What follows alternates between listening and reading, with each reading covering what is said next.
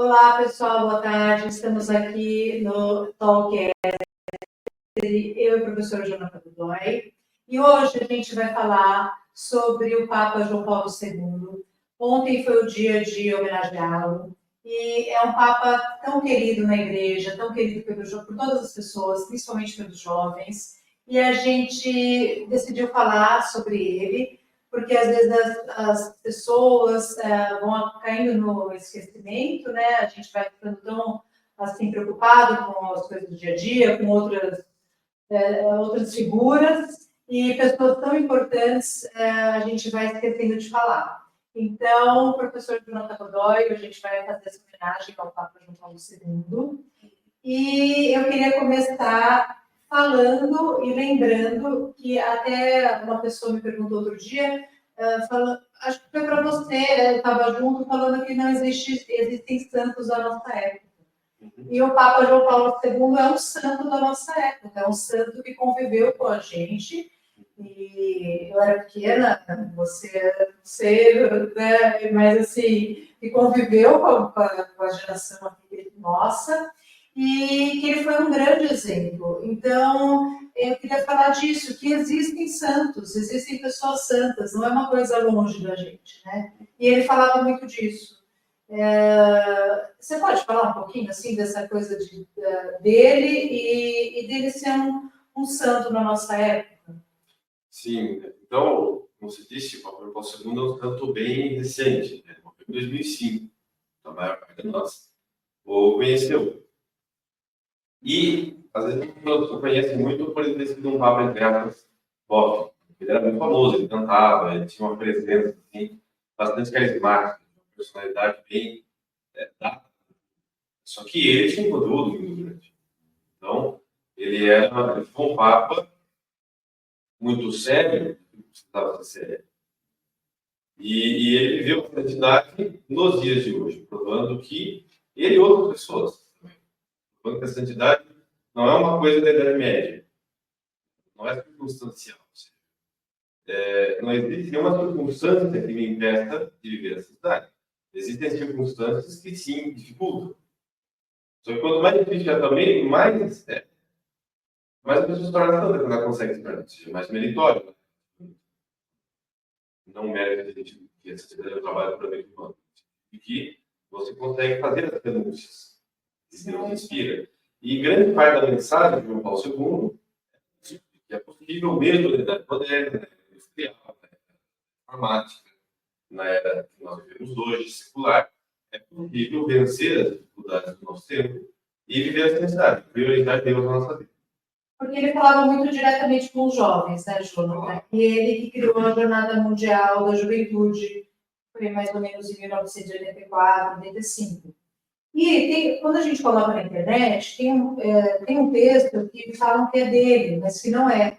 Mas é interessante porque eu acho que esse texto fala que você consegue chegar mais no jogo. Então, o texto começa assim. E, na verdade, é uma referência de uma carta que ele escreveu em 1985, que é a Carta Apostólica de Lecce Amici. Só que o que aparece na internet é que fala que o Papa João Paulo II, ele fala que existe a possibilidade de você ser um santo sem véu e sem batina, um santo de calça jeans, que é isso que aproxima os jovens dessa carta e do João Paulo nessa referência. Então, o que ele queria dizer era isso, que a gente pode se santificar a qualquer momento, do que você falou, João. Mas essa proximidade que ele tinha com os jovens dava uma esperança para as pessoas, eu acho, sabe? Essa conversa, essa proximidade. E aí os santos, que a gente tem a impressão que é uma coisa tão distante da gente, começa a ficar mais próximo, né? Então, João Paulo II ele foi Papa entre 1978 e 2005. Então, bem delicado. Por quê? Porque a corrupção da juventude pelo movimento revolucionário começa de maneira mais simpática na década de 70. Então, isso estava em pleno desenvolvimento. Aquela revolta toda da juventude, e aquele distanciamento da juventude da fé. E tudo isso sendo martelado pela mídia, pela indústria cultural, cultural, pelas escolas, pelas universidades, tudo dizendo que é antagônico ser católico e ser jovem. Então, o jovem quer coisas que são antagônicas à Igreja Católica. Então, isso não posso ter que lidar com isso. Então, esse approach, vamos dizer assim, essa abordagem que ele faz com os jovens, é justamente para tentar combater isso. Então, não é porque você é jovem que a fé católica é algo antagônico à sua vida. É o contrário. Você, para a sua juventude, deve se adequar como sempre foi feito desde isso da igreja. Então, ele não mudava da igreja, né? Ele não adequou a juventude ou a modernidade. Ele jogou os jovens para ele se adequar. Isso. Porque isso é certo. Então, assim, o movimento revolucionário prega uma coisa muito falsa, e que no fundo é o simples, que é o seguinte: você tem que abandonar o que é reto e viver em função das suas paixões. Eles querem corromper a sociedade. E isso no jovem é muito fácil de acontecer. Então, o João Bosco II tem aquele apelo de retorno. Ou seja, você é jovem, e você tem que desperdiçar a sua vida fazendo coisas inúteis e coisas que se afastam de Deus. Pelo contrário, você deve usar esse vigor da juventude para empregá-lo no serviço a Deus. De acordo com na carta que escrevemos aos jovens, ele vai falando das estimadas vocações. E desde a juventude nós temos que entregar essa vocação a Deus. Aliás, atender o chamado que Deus nos chama. E eu li que ele falava também que ele se referia a Maria, né? Que a gente tem que falar o sim para Deus como a Virgem Maria, né? Em todas as hipóteses, todas as situações, né, Jonathan? E isso achei bem legal. A Virgem Maria tinha cerca de 15 anos. Então, sim. No início da vida. E entregou totalmente. E não quer dizer que você vai ser um padre, nada disso. Você vai ter uma vocação, né? Isso que é legal. Você vai ser um pai de família, né? Tem outro trabalho, você tem um outro dom que Deus te deu, né? Dentro do seu meio, você é chamado a servir a Deus. Dentro da vocação que te chamou. Pode ser dentro da religião, pode ser fora, de um jeito ou de outro. Também tira um pouco aquele estigma de que a santidade é só para quem é monge, só para quem é freio, só para quem é freira. Não, a santidade é para todo mundo, porque existem os estados de vida. Deus não chama todo mundo para ser padre, monge, freio, freira.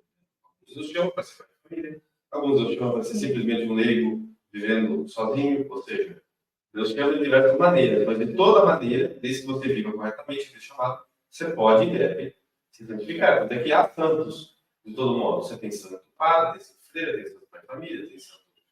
Teve agora o Carlos Curtis, né? Carlos Curtis, né? É um jovem, né? Um jovem de 15 anos. Né? Ele morou com 15 anos. Impressionante, né, Ju? E também conseguiu se santificar. É possível. Então, os meios Deus provê. Quando nós não nos santificamos, é o nosso dom. E ele fala que você recebe os meios desde quando você nasceu. Então, não é que depois de certa idade que você vai ter essa opção. Não, você sempre tem essa oportunidade. Chamada graça suficiente. O tempo todo, né, João? Graça suficiente é a graça que Deus nos dá para corresponder, ou seja, para desejar. Ele dá a graça, ele cria em nós o desejo de buscar. Certo. E, Jonathan, outra coisa interessante é que ele foi dar uma palestra para professores jovens numa faculdade e ele, está aqui, um discurso, está no site do Vaticano, um discurso na visita ao Pontifício Ateneu Internacional, Angélico, em 1979. O trecho que eu queria ler, porque ele fala que os jovens têm que estudar. Não tem como você amar se você não conhece. Aí ele fala: a filosofia de São Tomás merece atento estudo e aceitação convicta por parte da juventude dos nossos tempos, por causa do seu espírito de abertura e universalismo, características essas que é difícil encontrar em muitos expoentes do pensamento contemporâneo.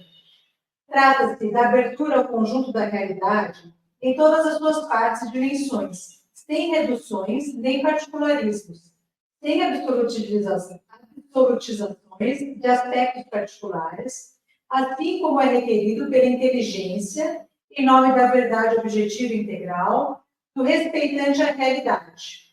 Abertura essa que é também significativa nota distintiva da fé cristã, da qual a catolicidade é marca específica. A escritura tem o seu fundamento e origem no fato de que a filosofia de São Tomás é a filosofia do ser, isto é, do actus essendi, cujo valor transcendental é o caminho mais direto para chegar ao conhecimento do ser subsistente e ato puro, que é Deus.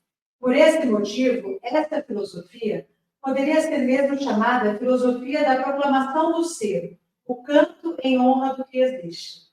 Então, o Papa já pedia para a juventude estudar São Tomás.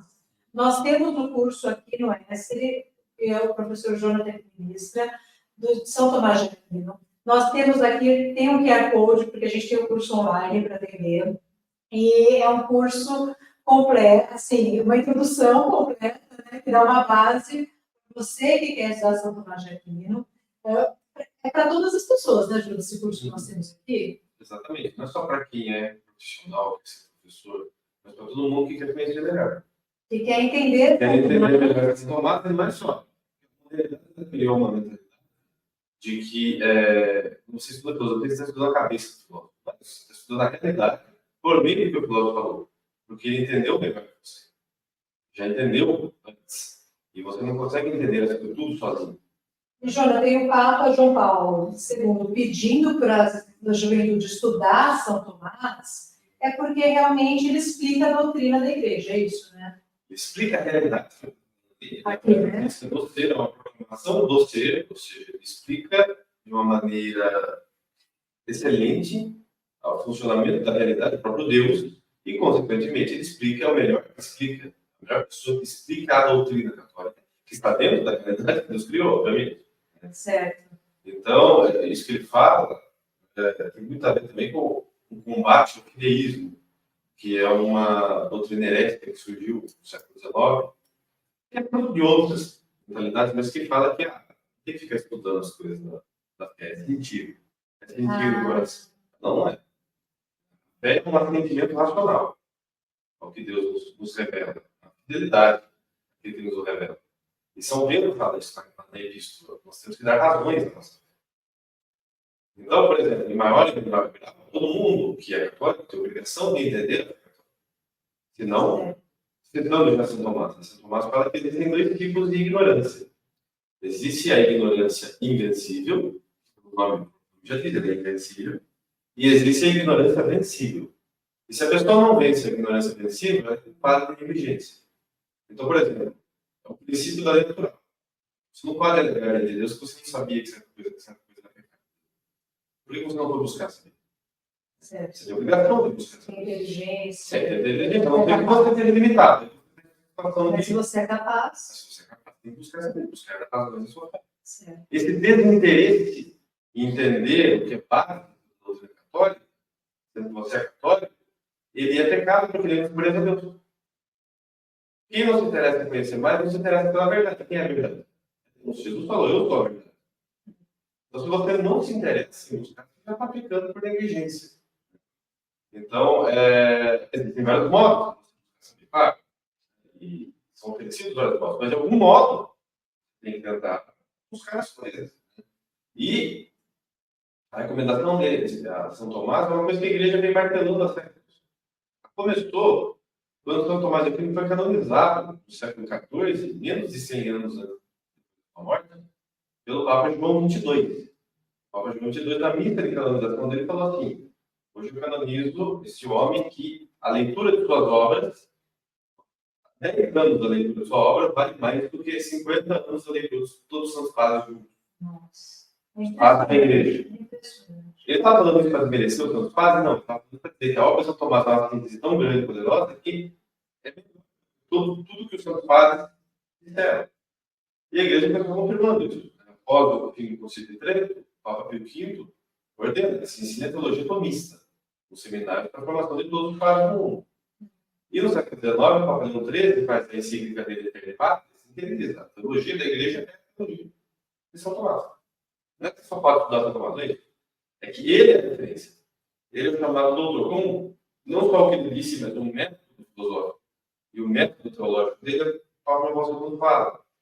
É permanente. Ou seja, é um sistema de investigação da realidade que você pode investigar qualquer coisa. E que é seguro. É o mais seguro que tem. Dizia o padre Petiani, que é um grande tomista também. A melhor forma de filosofar é o tomismo. Completa, a junta, que foi construído de melhor. E ele está reafirmando isso. Então, a igreja tem martelando. O Papa Pio XI falava isso. Isso é a Thomas, vá a Tomás. Ou seja, ler as turmas é como contemplar as palavras terra. Quereis a verdade de Tomás. Então, assim, e aí chega no nosso mundo. E volta a confirmar isso. A filosofia tomista é uma filosofia do ser. Ali nós vamos termos técnicos, que quem não está acostumado entende o que entende, que é um pouco do que eu explico no curso também, né? Introdução. Mas isso aí muita gente não sabe, mas é a questão central da filosofia. Do ato puro, né? Do ato puro, que é Deus, e do ato de ser, ou seja, ele explica isso. Ele resolve esse problema que fica na filosofia durante milênios, ou seja, o ser e o nada, as coisas existem ou não existem, como é que eu tenho garantia disso ou daquilo? Essa é uma tomada que dá essa clareza, que faz com que nós entendamos Deus também da melhor forma. Que resolvam os problemas. Quando ele fala que a filosofia de São Tomás é um hino à criação, é isso que ele está querendo dizer. Ele diz o seguinte, que quando Jesus veio e nos revelou todas as verdades que nós cremos e que nós professamos, que são essenciais para a salvação, elas foram reveladas de um jeito que até São Tomás não tinha uma explicação amarrada. Ou seja, não é que as pessoas não sabiam, os apóstolos sabiam tudo isso, óbvio. Mas como eles não tinham toda essa riqueza, até São Tomás, dentro de vocabulário, conhecimento filosófico, não conseguia explicar para as pessoas. Não conseguia explicar tão bem. As pessoas tinham a fé, acreditavam, mas... Por exemplo, o corpo e a alma formam uma unidade. Sim, pô, um segredo, sei que forma. Jesus está aprendendo a medicina, tá? Mas como?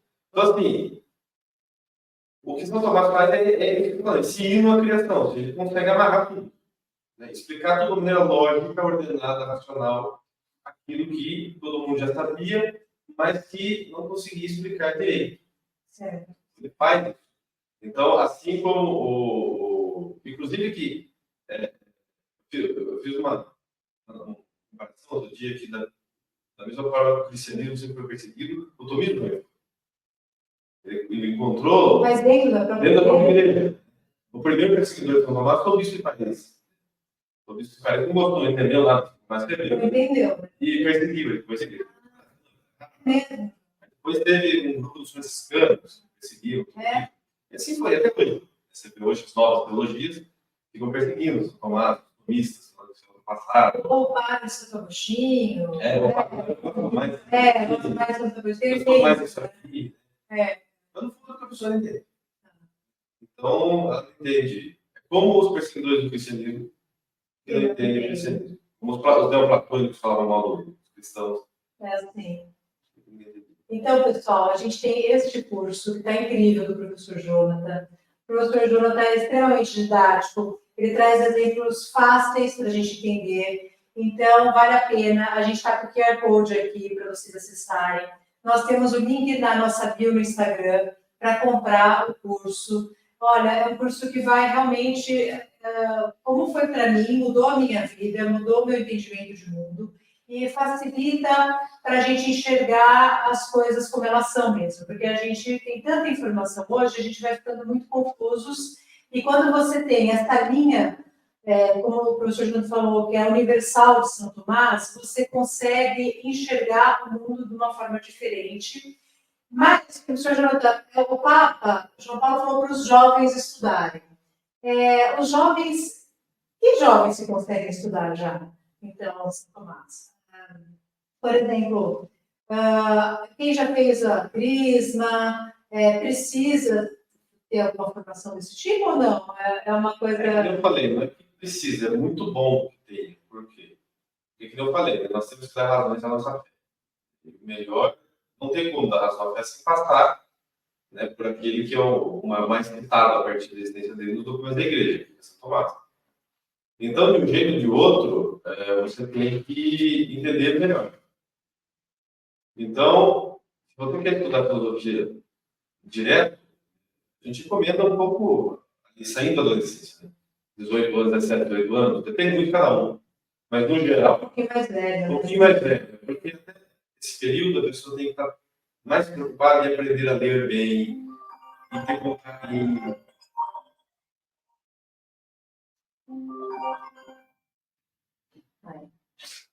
Vamos ver. Então, até os 18 anos, a pessoa tem que estar preocupada em ler bem, saber história, tem que conhecer história, e literatura, tem que ter imaginário para entender essas coisas. Agora, a partir da cidade, ela já pode ter noções. E ela já pode ter uma introdução. E aí já consegue começar. Assistir o seu curso de São Tomás? Já, né, Júlia? Eu acho, sim. Eu acho. Vai acompanhar. Eu acho até que, assim, não querendo falar, mas é que você é bem didático e dá exemplos fáceis, eu acho, então por isso. Porque eu vi outros lugares, aí eu acho que começa a complicar um pouco. Se a pessoa vai ir sozinho, aí... Tem gente que vai dar aula iniciante e conversa, você vai conversando. Aí não. Então, por isso que eu queria, né, falar mesmo que o nosso curso aqui do ESP, do professor Jonathan, é um curso excelente para quem quer começar a estudar São Tomás. E ele acaba sendo, ele é a base, ele é tudo, né, Ju? Porque ele é a base, ele engloba tudo, ele acaba sendo, assim, a explicação de tudo, né, que a gente tem. Não só da igreja, mas das coisas da humanidade, né, Ju?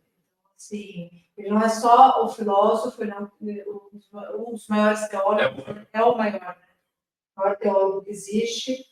Então, eu acho que era isso que eu queria trazer, essa mensagem do Papa João Paulo II, de esperança, dos jovens continuarem estudando, de não desistirem, né? E mesmo em momentos difíceis, as pessoas podem se tornar santos, né? É um caminho de santificação que nós temos, que é de melhorar, né? Que é sempre querer ser melhor. E aí eu queria encerrar com essa frase do João II, que é: a esperança vence todo cansaço, toda crise e toda ansiedade, dando-nos uma forte motivação para avançar, porque é um dom que recebemos do próprio Deus. Ele enche o nosso tempo de sentido, ilumina-nos o caminho, indica-nos a direção e a meta da vida. Então, eu acho que é isso. Eu queria deixar uma mensagem de esperança, de que vocês continuem estudando, né, professor Jonathan? E que fiquem aqui no ESP com a gente. Estamos no curso do professor Jonathan, mas temos sempre muitas novidades, então continue nos acompanhando aqui.